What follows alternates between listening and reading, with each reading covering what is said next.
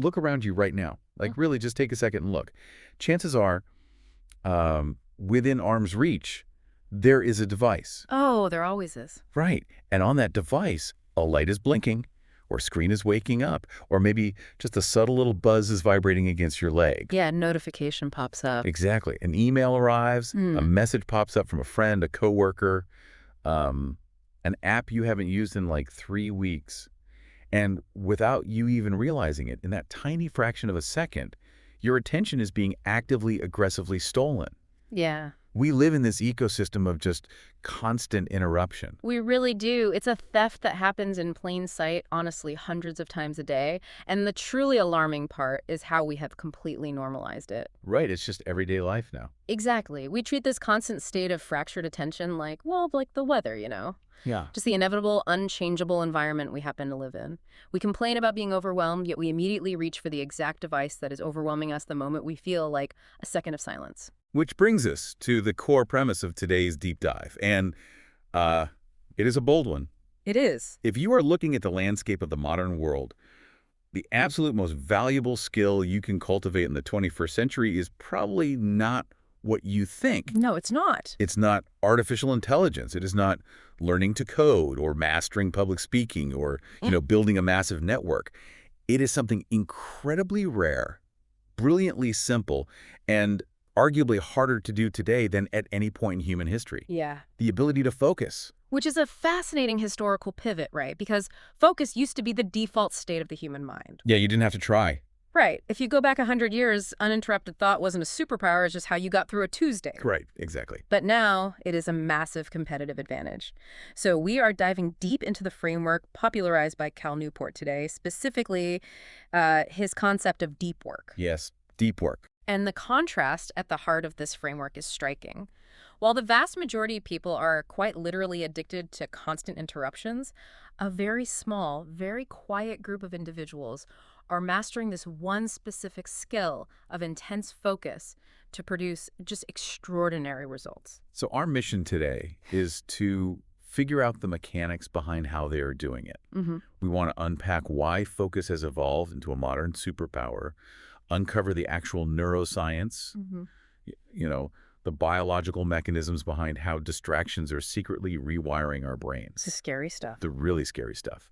And we want to break down the actionable rules to help you accomplish more in, say, 4 hours of true focus than most people do in an entire highly distracted week. We're looking at a total paradigm shift here. I mean, this isn't about time management or, downloading another productivity app. And please no, not another app. Right. It is about completely rebuilding the way we interact with our own cognitive capacity. Okay, let's unpack this. Yeah. Because to understand why focus is such a pertinent advantage, we first have to clearly identify the enemy. And the tricky thing here is that the enemy doesn't look like laziness. No, not at all. It doesn't look like sitting on the couch eating potato chips.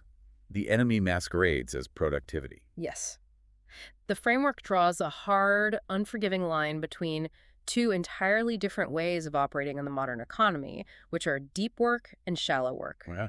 And if we don't understand the distinction, we will spend our entire lives exhausted without actually accomplishing anything of lasting value. Let's define the terms then. Deep work is the ability to focus without distraction on cognitively demanding tasks. Right. It's the kind of intense, single-minded concentration that allows for faster learning, deeper thinking, and creating work that is almost impossible to replicate. And the operative phrase there is really cognitively demanding. Right, this isn't mindless stuff. No, this is not data entry. This is complex problem solving. It's writing a brilliant, nuanced proposal. It's synthesizing vast amounts of conflicting data to find a new trend or, designing a novel software architecture. Yeah, heavy lifting. Exactly, the heavy lifting. Yeah. These tasks require your brain to operate at its absolute maximum capacity. And for the human brain to reach that state of maximum output, it requires a complete, uncompromising absence of distraction. You can't just dip your toe in. No, you cannot ease into deep work. You have to submerge yourself in it entirely. And then we have the evil twin, which consumes, honestly, probably 90% of our waking lives. Basically. Shallow work. This is the stuff that fills up the modern calendar. Replying to emails, refreshing Slack or Teams, sitting in status update meetings where, let's be real, nothing is actually decided. So many of those. So many. Jumping back and forth between 10 different browser tabs while trying to listen to a Zoom call. And what is truly insidious about shallow work is how deeply the corporate world has been conditioned to view it as actual work. Yes. We have conflated motion with momentum. Let's visualize this with a tangible scenario, because this is where the rubber meets the road. Imagine two employees. Employee A works a standard 8-hour day. They are glued to their desk. They pride themselves on answering emails within 30 seconds. Inbox zero heroes. Right. They are constantly monitoring the company chat, jumping in and out of meetings, and multitasking like a modern corporate athlete. They are highly responsive. They are the person everyone says is, always on. Always on, yeah. And I guarantee you by 5:00 p.m., employee A feels physically and mentally exhausted. They feel like they ran a marathon. Right. But then you look at employee B. Employee B completely disconnects from the grid. No phone, no chat notifications, no pop-ups sliding across the corner of the screen. That's peaceful. It does. And for just 4 hours, literally half the time of employee A, they work on one single, massive, meaningful task. Zero distractions. Wow. Now I ask you, the listener, who creates better results? Who actually moves the needle for their career or their company? I mean, mathematically and practically, employee B wins, hands down. No contest. Employee A is just managing the logistics of work, while employee B is actually doing the work. That's a great way to put it. Managing logistics versus doing the work. Yeah, but we have to dig into the psychology of employee A, because why do we gravitate towards shallow work? Why do we love it so much? Right, why does it feel so satisfying in the moment? It really comes down to the illusion of productivity. Staying busy mimics creating value. It's the dopamine hit, isn't it? Absolutely. Clicking send on 10 mundane emails feels like an accomplishment. I get a little rush of, look at me, I'm clearing my inbox, I'm doing things. You're checking boxes, you are clearing notifications. The brain loves completing small tasks because it triggers a microdose of dopamine, the reward chemical. Right. But the framework makes a crucial, devastating point here. Shallow work is work that anyone can do. It is highly replicable. Anyone can do it. Anyone. It does not improve your skills, it does not push your cognitive limits, and it certainly does not move your life forward in any meaningful way. Wow. Being busy and being productive are often diametrically opposed. The goal of a professional life isn't to do more things, Right. The goal is to do what matters most at the highest possible level of quality. It is the difference between running on a treadmill and actually running toward a specific destination. I like that analogy. Yeah, because you are sweating just as much in the treadmill, your heart rate is up, you feel like you are working really hard, but you aren't actually going anywhere. Exactly. I want you listening to really reflect on your own schedule yesterday. Look back at the 8 or 10 hours you spent at your job. How many of those hours were spent genuinely productive in that deep, cognitively demanding, zero distraction state versus how many hours were spent just running on the treadmill of busyness? I think for most knowledge workers today, the honest answer is startling. It's probably 0 for a lot of people. It really is. The ratio is heavily, almost exclusively skewed towards busy work. We might get, 20 minutes of deep work hidden between a barrage of meetings and messages? If we're lucky. And here's the thing. It's not just because we are making poor choices or because we lack discipline. No. We naturally gravitate toward this shallow existence because our modern habits are literally altering our brain chemistry. The devices we use are weaponizing our biology against us. That's the crux of it. This is where we really need to dive into the actual neuroscience of distraction. We do. We have to ask, what is mechanically happening inside our skulls when that phone buzzes on the desk? Okay, break it down for us. Newport's framework states it plainly, and the underlying neuroscience backs it up completely. Every single notification, every single context switch physically changes your brain's processing state. Every single one. Every single one. It feels a bit extreme, I gotta say. Yeah. Surely just glancing at a screen doesn't fundamentally alter my neurology. I know, it sounds hyperbolic, but neurologically, it is entirely accurate. Really? To understand why, we have to look at a critical scientific concept called attention residue. Okay, attention residue. Let's break this down. Yeah. Because this is where the illusion of multitasking completely falls apart. Right. When you constantly switch between tasks, your attention becomes fragmented. The common misconception is that human attention works like a flashlight. Okay, a flashlight. We assume we can shine the beam on a spreadsheet, then instantly snap the beam over to our phone to read a text, and then instantly snap it back to the spreadsheet, and the light will be 100% bright wherever we point it. Right, like an on-off switch. But the brain doesn't have an instant toggle switch. No. No, it doesn't. A much more accurate analogy for the human brain is a computer's RAM. Random access memory. Exactly. When you open a heavy application, it takes up memory. When you switch to another task, the first application doesn't just instantly vanish. Right, it's still running in the background. It stays running in the background, consuming processing power. And according to the cognitive research driving this framework, even after you return your focus to your main work, a significant portion of your mind is still lingering on the interruption. Oh, wow. That lingering fog, that cognitive lag, Hi. is attention residue. Here's where I want to push back a little because I face this every single day, and I know our listeners do too. Sure. Let's say I am writing a really complex, high-stakes report. I am deep in the zone. Suddenly, my phone buzzes. I pick it up. I see it's a text from my partner asking a simple question like, what are we doing for dinner? I type back, Petra. I put the phone face down, and my hands are back on the keyboard. Okay.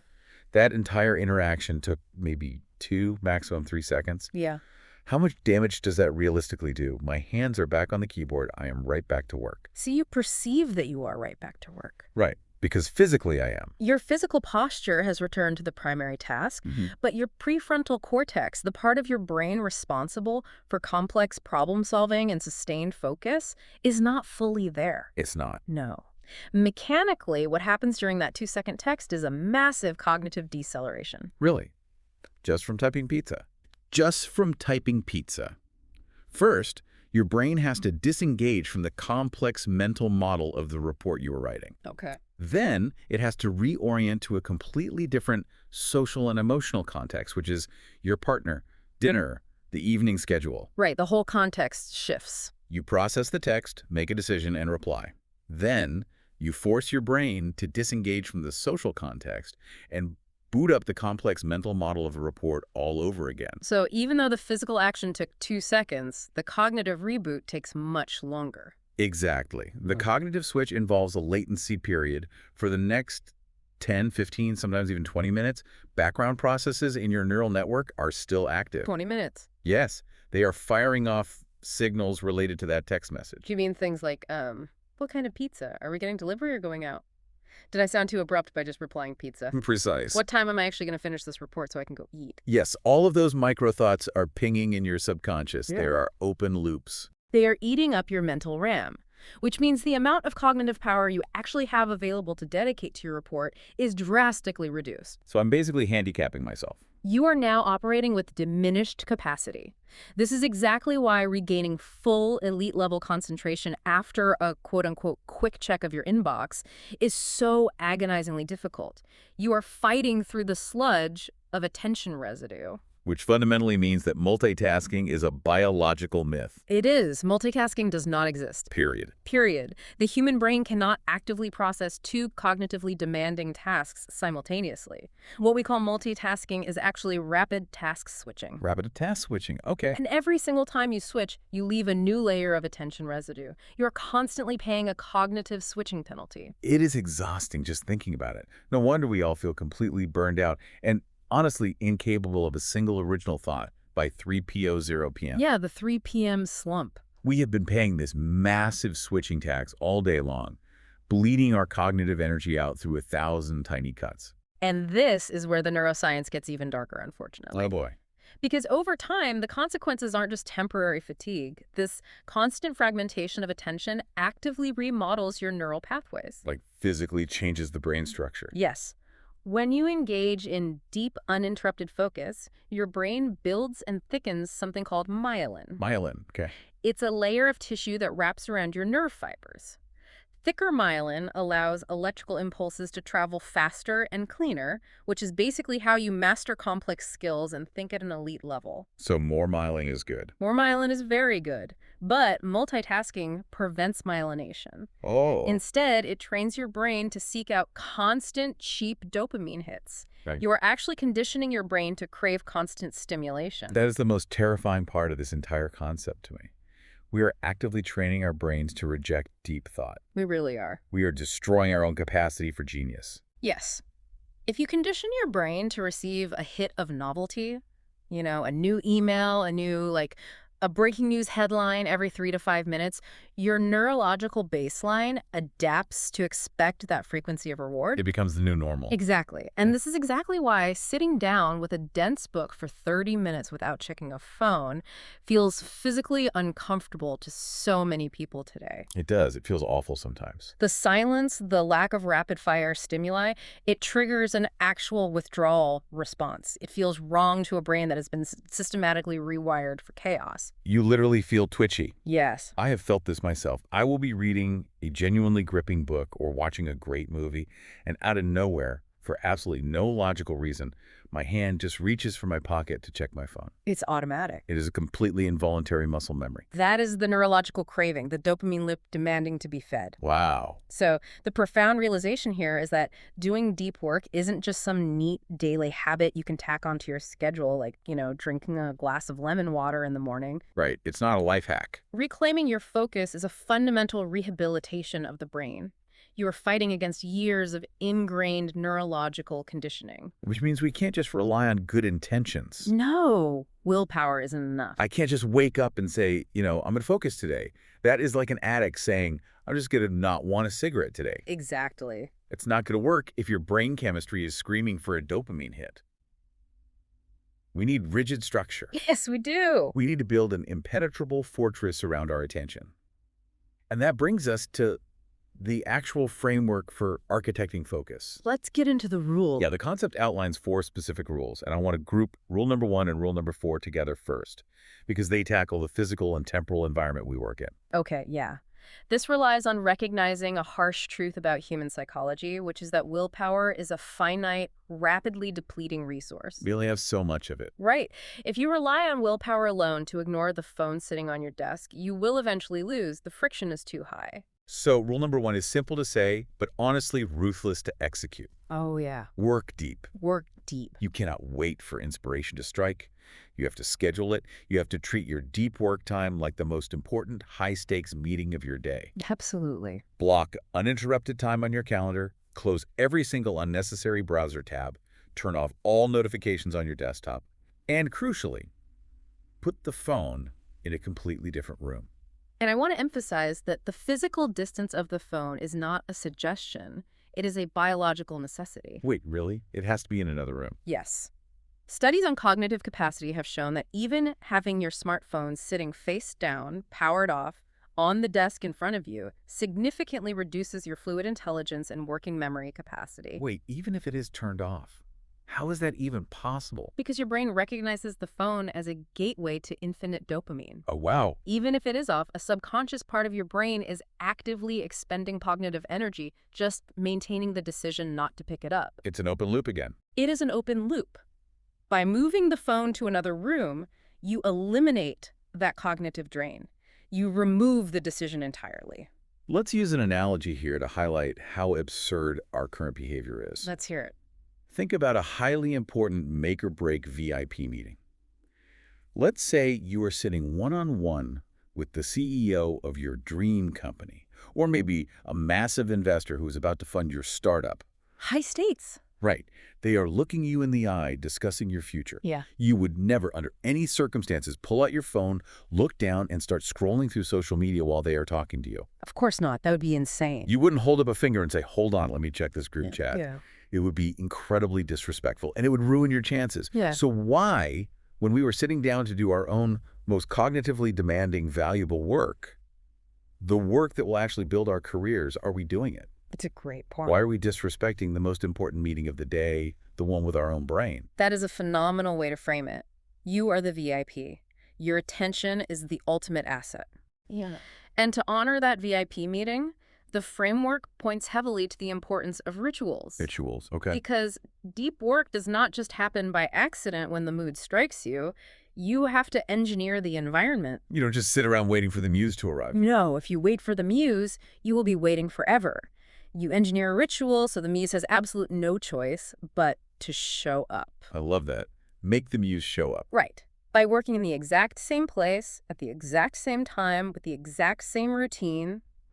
Maybe you light a specific candle or put on a specific instrumental playlist or make a specific type of tea. Creating a trigger. Exactly. You signal to your nervous system that it is time to shift gears. You are basically Pavlov's dog, but you are training yourself. You tell your brain, okay, we're sitting in the deep work chair, the internet is disconnected, the tea is hot. It is time to automatically enter a focused state. Yes. A strong ritual drastically reduces the cognitive friction of getting started. But I can already hear people screaming at their speakers right Yeah, now. I'm sure. They're saying, that sounds lovely, but my calendar is a nightmare. I have back-to-back meetings from 9 to 5. I'm expected to reply on Slack within 5 minutes. The reality of the modern workplace. This is where the friction of the real world hits this philosophy. And this ties perfectly into rule number 4. Drain the shallows. Drain the shallows. Because you absolutely cannot schedule deep work if your professional life is drowning in shallow work. You can't. Draining the shallows means getting unapologetically aggressive about what you allow onto your plate. Ruthless prioritization. It means diagnosing your current workload and systematically stripping away the low-value tasks. You have to start saying no much more often. That's hard for people. It is very hard. You have to decline unnecessary meetings or ask for an agenda beforehand to see if your presence is actually required. The framework also suggests batching your communications. Right? Yes, batching is huge. Instead of keeping your email inbox open all day like a live ticker tape of other people's emergencies, you check it maybe twice a day, once at 11:00 a.m. and once at 4:00 p.m. Batching is essential because it consolidates the attention residue into specific time blocks, rather than letting it bleed across your entire day. Right, containing the damage. If you check email constantly, you are never truly present with your deep work. But how do we actually convince ourselves to let go of the shallow work? Because, as we established earlier, it feels good to be busy. It does. There's a really brutal mental exercise suggested here to help break that addiction. The tracking exercise. Yes. Imagine writing down every single thing you did today, tracking it minute by minute, like a lawyer billing hours. Sounds tedious, but go on. And then, looking at that list, you have to ask yourself, with complete, unvarnished honesty, how much of this actually mattered? Oh, wow. If I didn't do this specific task, would the company collapse? Yeah. How much of this created real, undeniable value? For most of us, that is a profoundly uncomfortable exercise. Yeah, I'd probably be embarrassed by my list. We realize we spend the vast majority of our day paddling in the shallows. And the fundamental math of this framework is unforgiving. Time is a zero-sum game. Every minute counts. Every single minute you spend on shallow work is a minute literally stolen from deep work. You cannot get it back. But the return on investment of changing this equation is massive. It is life-changing. The concept explicitly states that 1 hour of complete, unbroken focus is more valuable, produces exponentially higher quality output than 5 scattered, distracted hours. The leverage in that math is incredible. Think about that leverage. Yeah. If you can master Rule 1 and Rule 4, if you can protect your best hours, design your environment, and drain the shallow, busy work, you are essentially buying back your life. You are condensing your output. You are achieving in a single, focused Tuesday morning what takes the distracted masses an entire work week to fumble through. It must look like magic to outsiders. It unlocks a level of efficiency that looks exactly like magic to everyone else. So we build the fortress. We optimize our desk. Yeah. We batch our emails. We set up our rituals. That should solve the problem, right? You would think so. But the most fascinating argument here is that building a fortress at work is only half the battle. It is actually the easier half of the battle. The easier half. Yeah, because what you do when you are not working, how you spend your evenings, your weekends, your idle moments, that dictates your brain's biological capacity for focus when it is time to work. And this leads us directly into the most uncomfortable countercultural part of the entire philosophy. Here we go. This covers rules number 2 and 3, and it is all about how we have to rewire our brains outside of the office. We have to confront the discomfort of nothing. This is where the real neurological rehabilitation happens. Yeah. You can't just train the brain for 2 hours a day and let it rot for the other 22. Rule number 2 is stated as embrace boredom. Embrace boredom. Think about our default behavior today. It is entirely predictable. Yeah. We are waiting in line at the grocery store for 2 minutes. We pull out the phone. Immediately. We are stopped at a red traffic light. Phone. Standing in an elevator for 12 seconds with a stranger. Phone. We have 5 free minutes before a Zoom meeting starts. We pull out the phone to check Twitter or Instagram.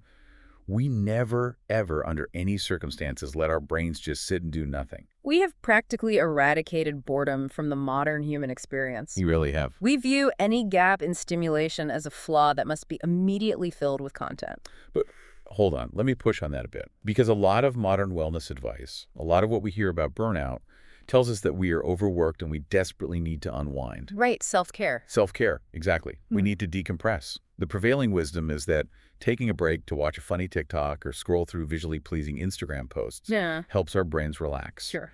But this framework is saying we should actively practice doing absolutely nothing and embracing boredom. Isn't that counterintuitive? Doesn't looking at a screen give my brain a break from hard work? See, that is a massive, culturally endorsed misunderstanding of what neural rest actually looks like. Oh, really? Scrolling is not unwinding.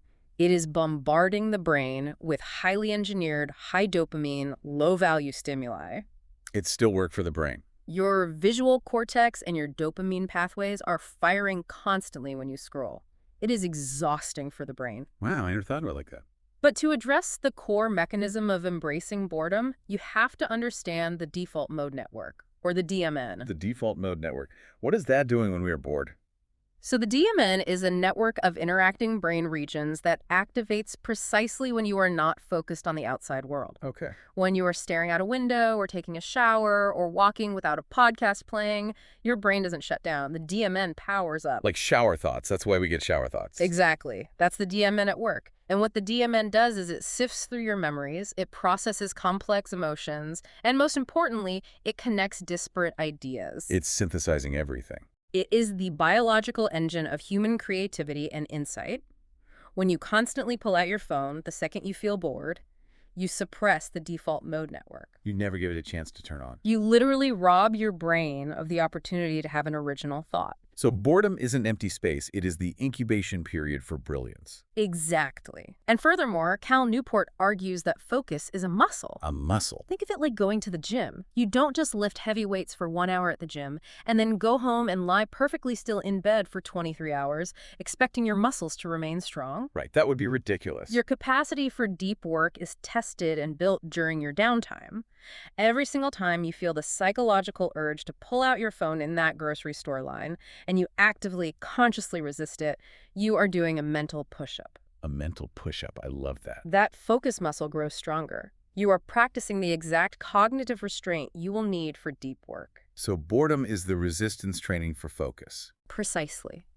If you cannot tolerate 2 minutes of mild boredom in a coffee shop line without seeking digital novelty, how on earth are you going to tolerate the intense, highly uncomfortable cognitive friction of a 3-hour deep work session on a difficult project? You can't. Your brain will revolt. It will demand an escape hatch. That makes terrifying sense.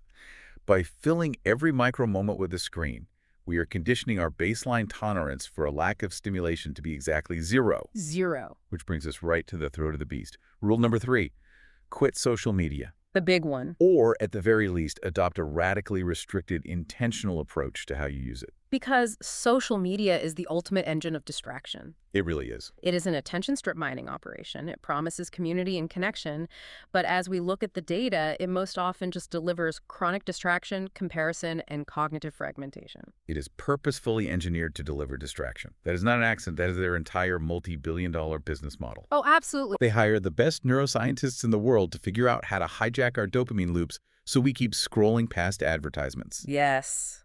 And the framework provides an incredibly powerful psychological reframe for how to break away from this. How so? Well, usually when we think about deleting an app or quitting a platform, our immediate visceral reaction is FOMO, fear of missing out. Right, the brain panics. The brain panics. We ask, what will I miss if I quit? I'll miss my friends' updates on their kids. I'll miss the cultural conversation. I won't understand the memes. I won't know the breaking news. Right. Nobody wants to be the pariah who doesn't know what everyone else at the dinner table is talking about. The social pressure to stay connected is immense. It is immense. Yeah. But the framework challenges us to completely invert the question. Inverted. Instead of asking, what will I miss if I quit? You must force yourself to look in the mirror and ask, what am I missing by staying? Wow, what am I missing by staying? Yes, because human attention is a finite, non-renewable asset. Once it's gone, it's gone. You only get a certain amount of hours on this earth. Every hour you spend mindlessly scrolling through an infinite algorithmic feed is an hour you are actively not spending building your future. That hits hard. It is an hour you are not mastering a rare skill. It is an hour you are not being truly deeply present with your children or your partner. It is an hour you are not creating something of lasting value. You are trading it away. You are trading your absolute most valuable asset, your attention, for cheap, fleeting, forgettable entertainment. You must aggressively protect that asset. I want to issue a direct challenge to you, the listener, right now based on this exact concept. Do it. Next time you find yourself with 5 free minutes, maybe you are waiting for water to boil on the stove, or waiting for a train, or sitting in the car before walking into the house. Yeah. Just stand there. Sit quietly. Just exist. Do not touch your phone. Leave it in your pocket. And I want you to actively observe your own mind. Notice how loud the urge to check your screen gets. It gets very loud. Notice the actual physical discomfort, the twitchiness in your fingers. It is wild to witness your own addiction.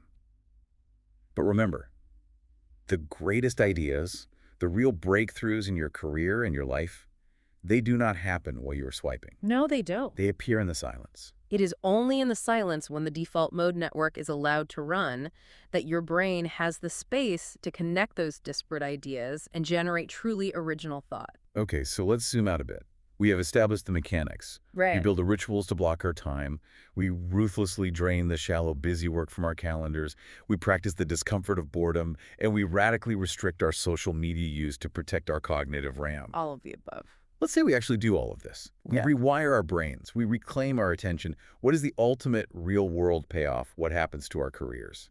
That's the million-dollar question. This leads us to the macro view of why this matters so much. This is where we elevate the conversation from a simple productivity hack. How to get your inbox to 0 to a complete systemic shift in how you operate within the modern global economy. The framework introduces a concept called the craftsman mindset.